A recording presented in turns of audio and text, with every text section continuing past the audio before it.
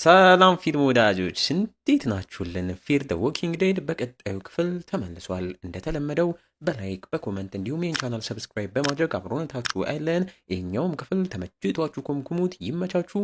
ሰናይ ጊዜ።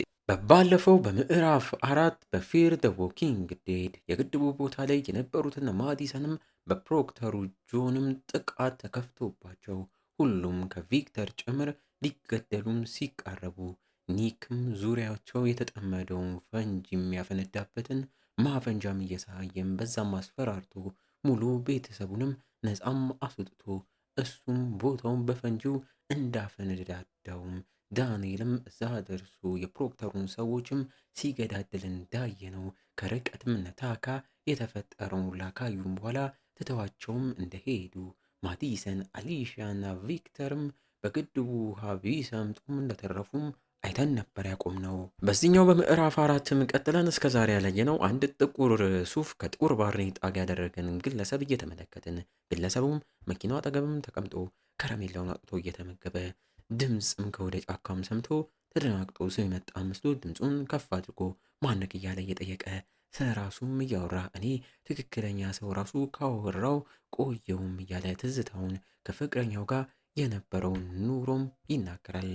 ታዲያ ፍቅረኛው ድሮ ላይ ይሄ ነገር ሲፈጠር ወደ ቤቴ መጣች፣ እኔም ረዳኋት፣ ከዛም ተዋደድን እያለም ሳለ ከጫካ ውስጥም ዞምቢ ሲወጣም ተመልክቶ ወዲያው ሽጉጡን አውጥቶም ተኩሶም ይገሏል። ከዞምቢውም በኋላ ዎኪንግ ዴድን ያያችሁ የምታውቁት ሞርጋን የተባለውን ግለሰብ ዱላውንና ሻንጣውን እንደያዘም እንመለከተዋለን።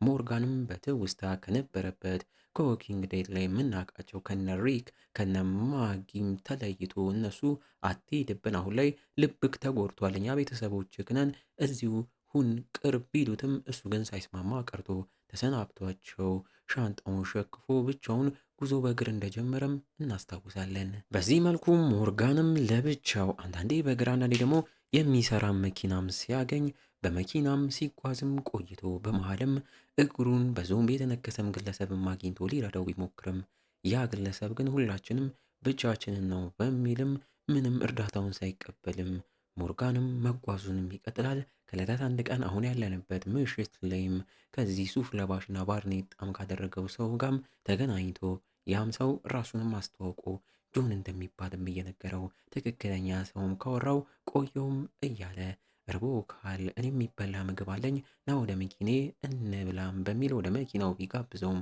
ሞርጋን ግን ሳያምነው ቀርቶት አመስግኖት ሊሄድም ሲል ጆንም እሺም በማለት የእጀታው ነጭም የሆነ ሽጉጥም በማውጣት በመንገድክ መሃል ልክ ይህን የሚመስል ሽጉጥ ያዘች ሴት አይተክ ነበር ወይ? ይቺ ሴት ፍቅረኛ ነች፣ ካየክ ንገረኝ እያለ ቢጠይቀውም ሞርጋንም እንዳላያትም ተናግሮ ሲሰናበተው ሰውየውም ሳይፋታው ደክሞ ካልታሳውቃለቅ መኪኔም ሰፊ ነው ውስጥ ግባና እደር ለዛሬ ልተባበረክም ስላለው ሞርጋንም እንደ መስማማትም ብሎ ወደ መኪናውም ገብቶ የተኛም መስሎ ሌሊት ላይ ግን ሰውየውን ራሱ ቻው ሳይል ቦታውን ለቆም ይሄዳል። ብዙም ሳይርቅ ግን እዛው አካባቢ በነበሩ ወንበዴዎችም ተይዞ ክፉኛ መተው ራሱንም አስተውት ሊገሉትም ሲቃረቡ ጆን የተባለው ግለሰብም ደርሶለት ሰዎቹ ላይ እየተኮሰ ሊያስቆማቸው ቢልም እነሱም ከበውት እሱንም እጅ አሰጥተውት ሁለቱንም ሊገሏቸው ሲቃረቡ በትልቅ መኪና አንዲት ኤኤል የተባለች ሴትም እዛው ደርሳ የተፈጠረውንም እየጠየቀች የተኩስ ድምፅ ሰምቼ ነው ወደዚህም የመጣሁት፣ ምን እየሆነ ነው? እነዚህ አዲስ ሰዎች ናቸው እያለች ወንበዴዎቹን ስለምታውቃቸውም እየጠየቀቻቸው እኔም ታዲያ አዲስ ሰዎች እንደምፈልግና እንደምወድ ታውቃላችሁ በማለት ሰዎቹንም ለማስለቀቅ በምግብ እየተደራደረቻቸው ወንበዴዎቹም አልሰማም ስላሉ ከመኪናዋ ላይ የሰቀለችውን ማሽን ጋኗን ከፍታም እያሳየች በሱም አስፈራርታቸው ሰዎቹን ነፃ ማውጥታ ይዛቸውም እየሄደች ሞርጋንም አመስግኗት ልውረድና በራሴ ሊሄድ ቢላትም ኤል ግን አይሆንም፣ ህይወታችሁን አትርፌላችኋለሁ፣ ቆይ ታገሱ፣ እዳችሁንም ለኔ መክፈል አለባችሁም እያለች ትናገራለች። በለው ታዲያ ከእናንተ የምፈልገው ነገር በቪዲዮ የምጠይቃችሁን ጥያቄዎች መመለስ ብቻ ነው። ጥያቄዎቹም ከየት ነው የመጣችሁት? ወዴትስ ነው የምትሄዱት? ምንስ ታሪክ አሳለፋችሁ? ሙሉ ታሪካችሁን ማወቅ እፈልጋለሁ። በዛ ተባበሩኝ፣ እኔም ጋዜጠኛ ምነኝም ብለም ትነግራችኋለች። ዋው እነሱም ተገርመውባት በመጀመሪያም ጆን ሙሉ ታሪኩንም እያጫወታት ስለ ፍቅረኛው ስለጠፋችበት ፍቅሩ ላውራም አጫውቷትም ጨራርሶ ሞርጋን ግን እኔን ምንም አይነት ጥያቄ አትጠይቂኝ፣ ታሪኬ ማውራት አልፈልግም በማለት ሁለቱንም ተሰነባብቷቸው ሻንጣውንም ሸክፎም ጆንም ላይ ያስቆመው ቢልም እዚች ምድር ላይ ሁላችንም ብቻችንን ነው ብሎትም ተሰናብቷቸው እየሄደም ሳለ ቦታው ላይ የቅድሞቹ ወንበዴዎችም ደርሰውባቸው ኤልም የወንበዴዎቹ መሪም ሽጉጡን ደቅኖባት በሽጉጡም እያስፈራራ የመኪናውን ቁልፍም ሲጠይቃት እነ ጆን ጋም ሌሎቹ ወንበዴዎችም ደርሰው ከበዋቸው ደቅነዋባቸው ያለ ሜጃም ያስቀሯቸዋል። ሞርጋንም የሚይዛትን ዱላ ጣልም ሲባል አልጥልም በማለት ግብ ፈጥሮ በዛም ተጠቅሞ ሽጉጥ የደቀኑበትን አንዳንድ ወንበዴዎችም እየጣለ ጆንም አግዞት እንደምንም እየተኮሱባቸው ያመልጣሉ። ኤልጋ ግን የወንበዴዎቹ መሪም የመኪናውን ቁልፍም ስጭኝ ስላላት ሆን ብላ አርቃ ሞርውራበት ሰውየውም ያንን ቁልፍ ለማግኘት ሲያፈላልግ ከላይ ጣራ ላይ አንዱ ወንበዴም እነ ጆን ላይ የተኮሰ ሊያስቆማቸውም ሲሞክር ሞርጋንም በፍጥነት ወደ እሱም እየሮጠ ሲሄድ በጥይት እግሩን ቢመታም ሰውየው ላይ ደርሶበት ታግሎት ደብድቦት ወደ ዞምቢዎቹ ሊጥለውም ብሎ አዝኖለትም ሊያተርፈው ቢልም ሰውየውም አልሰማም በማለት ግቡን ሲቀጥል ሁለቱም ተያይዘው እታች ወዳሉ ዞምቢዎችም ወድቀው በስተ መጨረሻም ሰውየው ሲሞት ሞርጋንም ተርፎ ከቤት ውስጥ ይወጣል። ኤልጋ የነበረው ወንበዴም ቁልፉን አግኝቶ መኪናውን ሊያስነሳ ቢሞክርም እያቃተው ለኤልም እነ ጆን ደርሰውላት ሰውየው ላይ እየተኮሱበት ሰውየው በዞምቢ እንዲበላም አድርገው ኤልንም አትርፈዋት እሷም በፍጥነት ወደ መኪናዋ ውስጥ ገብታ ማሽን ጋኗን አስነስታ እያቀጣጠለች ተኩሳ እንዳለ ዞምቢዎቹን ትረፈርፋቸዋለች።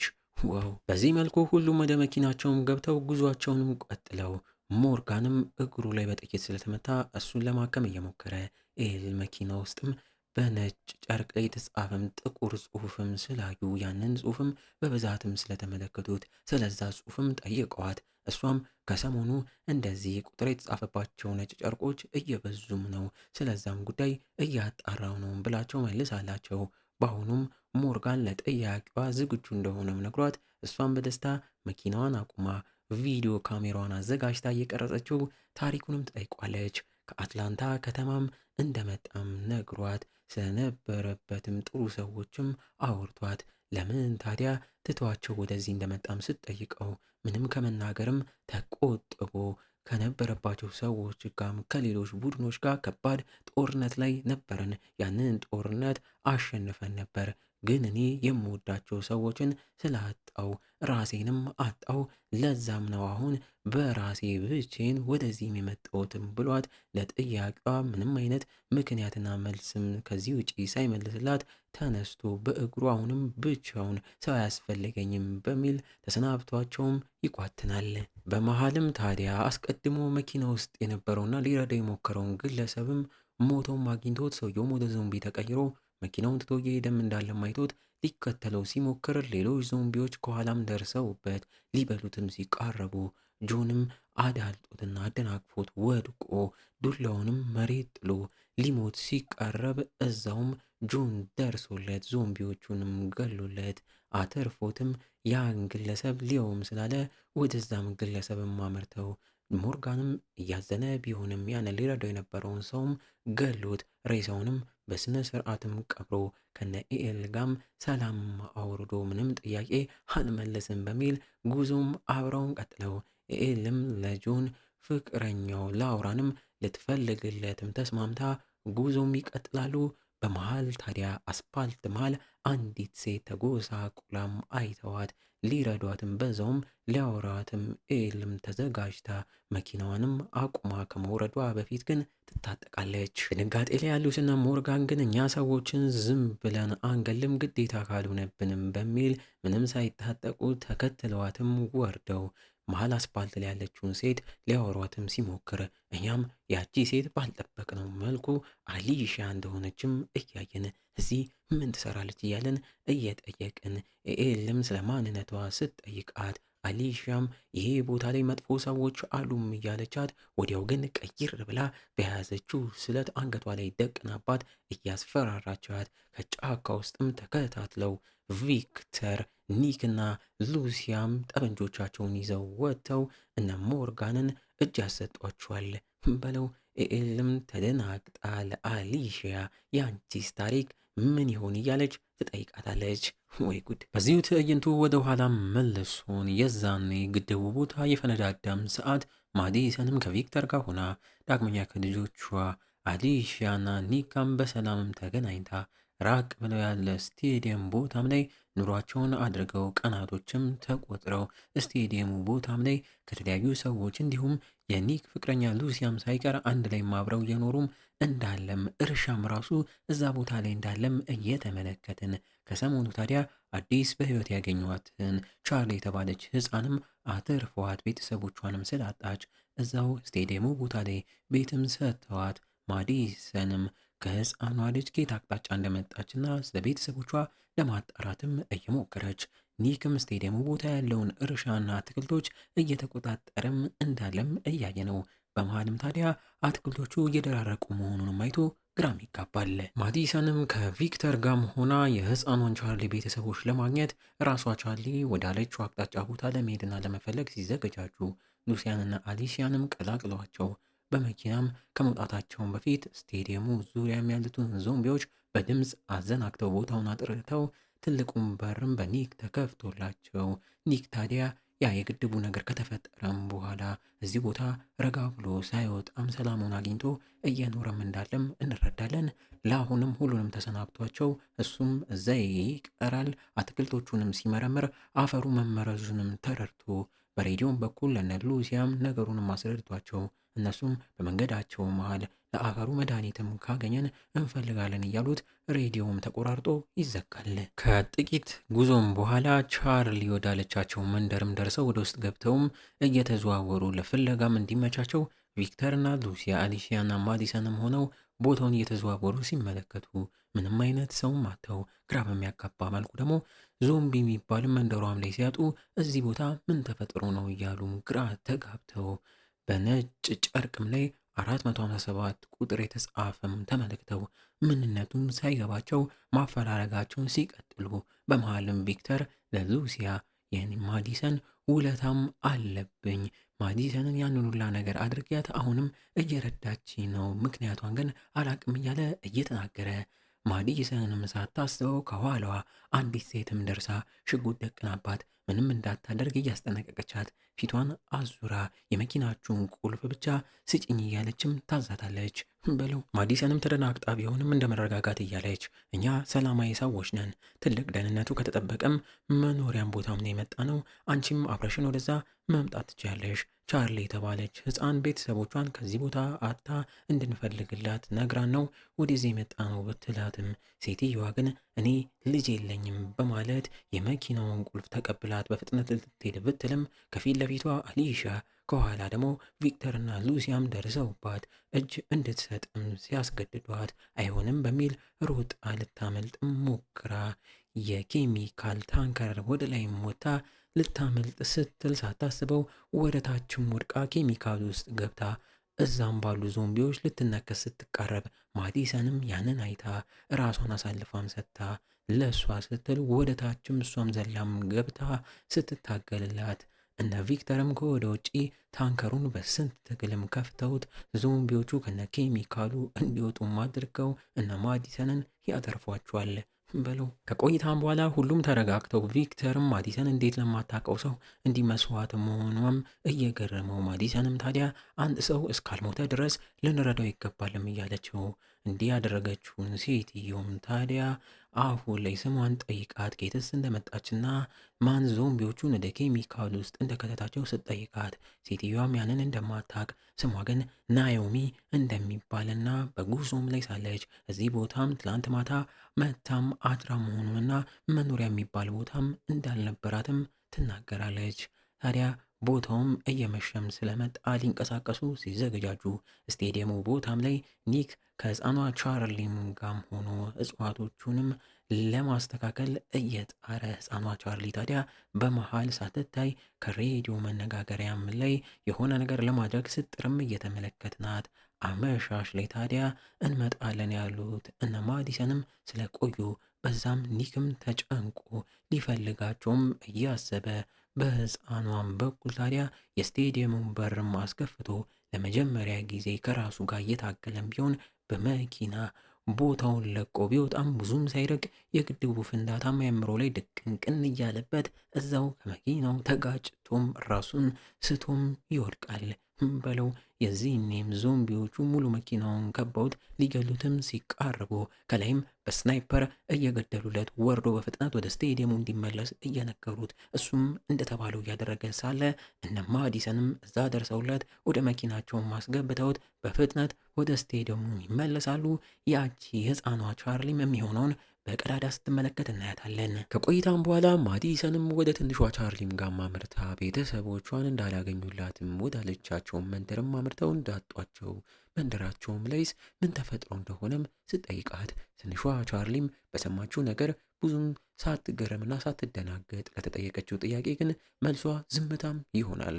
ኒክም ጭንቅላቱ ላይ የተገጨበት ቦታም ላይ ስለደማ ነርስ የነበረችው ናዮሚም እያከመችው ወደ እሷ ማዲሰንም አምርታም እያወራቻት እዚህ እንድትቆይም እየጠየቀቻት ይህ ቦታ ላይ አሁን 45 ሰዎች እየኖሩ ነው፣ አንቺ ከተጨመርሽ 48 እንሆናለንም እያለች ስትጠይቃት ናዮሚ ግን እኔን እኮ አታቁኝም፣ ሲቀጥል ሽጉጥ አንቺ ላይ እስከ መደቀንም ደርሻለሁ ያለች ስትጸጸት ማዲሰንም አንቺም እኛን አታቂምንም እኮ፣ ስለዚህ ሁላችንም ያለንን እድል መሞከርም ይሻለናል። ለሁላችንም አንድ ላይ ስንሆን የተሻለ ነው። ይገባኛል፣ ለመወሰን ከባድ ነው፣ ግን ሙቅ ሻወር ስላለን እሱን ውሰጂና በደንብ አስቢበትም ብላትም ትሄዳለች። ናዮሚም እዚህ ቦታ ሙቅ ሻወር አለም ስትባል ትገረማለች። በሌላ በኩል እነ ቪክተርም ኒክ ያጋጨው መኪናን እየገፉ ወደ ውስጥ ሊመልሱት ሲሞክሩ ከየት መጡ ያልተባሉ ሰዎችም ብዛት ያላቸው ከባድ መኪኖች እየነዱ ቦታውም ላይም ሲደርሱ እነ ቪክተርም በፍጥነትና በድንጋጤ ወደ ውስጥም ተመልሰው ከነ ማዲሰን ጋርም ሆነው ታጥቀው የሚሆነውን ከርቀት ሲመለከቱ ሰዎቹም ታዲያ ግራ በሚያጋባ መልኩ ዘፈን ከፍተው እዚያ ያሉትን ዞምቢዎችም ሰብስበው አንድ ከባድ መኪና ውስጥም አጉረው በነጭ ጨርቅ ላይ 121 ቁጥርም ሲጽፉም እያዩ ማዲሰንም ይህን እንዳየች እንዛ መንደር ላይ እነዚህ ሰዎች ያንን የቻርሊ መንደርን ሙሉ ለሙሉ እንዳመሰቃቀሉትም እየገባት ከቆይታም በኋላም ወታ የቡድኑ መሪን ግለሰብ ጋር ማምርታ ምን ፈልገው እንደሆነም ጠይቃም ታወሯለች። ሰውየውም ራሱ ለማስታወቅም እየሞከረ ስሙ ሜል እንደሚባልም እየነገራት ከመንደራቸውም ላይ አሁንም የሚፈልጉትን ነገርም አንድ በአንድ ማስረዳትም ጀምሮ ልክ እንዲሁ መንደራቸው ላይ ሄደው ያቃጠሏቸውንና ከመንደራቸው ያባረሯቸውን ሰዎችም ማዲሰን ስታነሳበት እነዛን ሰዎች ቀድመን እድል ሰተናቸው ነበር፣ ልክ አሁን እኔ እያደረግኩት እንዳለሁት የምንፈልገውን ነገር ስጡም ቢባሉም አልሰማም ስላሉ ነው እንደዛም ያደረግነውም እያላትም እንደ ማስፈራራትም እያደረገው እናንተንም ልምከራችሁ እምንላችሁን አድርጉም በማለት አሁን ተክሎቻችሁ በአፈር መመረዝ ሳቢያም እየደረቁ እንደሆነም አውቀናል፣ ለኒክም ያ የባሰ እንደሚመጣም ንገሪልኝም ሲላት ማዲሰንም ይህንን እንዴት አወቀም በሚል ተደናግጣ ኒክንስ እንዴት አወቀውም ብላም ትጠይቋለች። ብለው ሜል ተብየውም ሰውዬ ህፃኗ ቻርሊን ድምፁን ከፍ አድርጎም ጠርቷት ቻርሊም ወደሱም አመርታ እሱም በድብቅ በሷ በኩል ሲሰልላቸው እንደነበረም ለነ ማዲሰን እያሳወቀ ወደ እነሱም ቻርሊንም ቀላቅሏት ቻርሊም ወደ መኪናዋም ትገባለች።